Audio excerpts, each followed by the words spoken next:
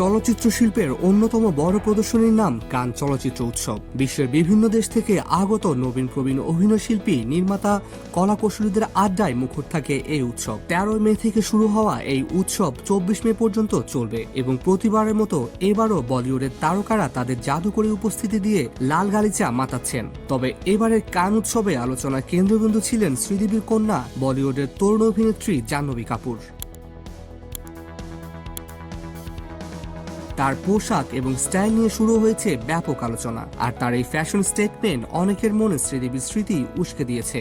জাহ্নবীকে দেখা গেছে তরুণ তাহেলিয়ানির ডিজাইন করা একটি ধূসর গোলাপি বেনারসি টিস্যু কাপড়ের পোশাকে, যার উপর ছিল দারুণ ধাতব চকচকে শাইন, গলায় মুক্তার মালা এবং মাথায় ঘোমটা, যেটি একেবারে ভারতীয় বধূর সাজের মতো। এমন একটি সাজে দাঁড়িয়ে থাকা মানে যেন শ্রীদেবীকে স্মরণ করিয়ে দেওয়ার মতো। কিন্তু এই লাল গালিচায় হাঁটার সময় জাহ্নবীর পোশাকে আরো কিছু বিশেষ দিক ছিল যা সবার নজর কেড়ে নিয়েছে।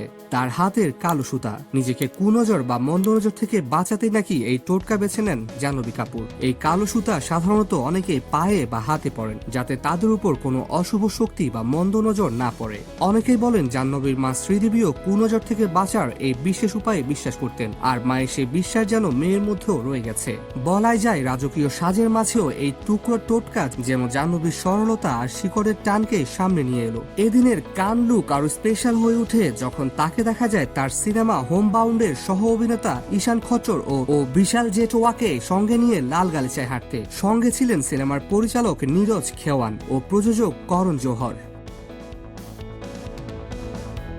জাহ্নবী কাপুরের এই লুক এবং সেই সাথে তার ভক্তদের কাছে কুনজর থেকে মুক্তির জন্য নেওয়া টোটকা সবার নজর কেড়েছে। এবার কানে তার এই প্রবেশ যেন শুধু ফ্যাশনই নয়, ছিল এক সাংস্কৃতিক অভিব্যক্তিও, যেটি এই চলচ্চিত্র উৎসবে তাকে এক নতুন মাত্রা দিয়েছে।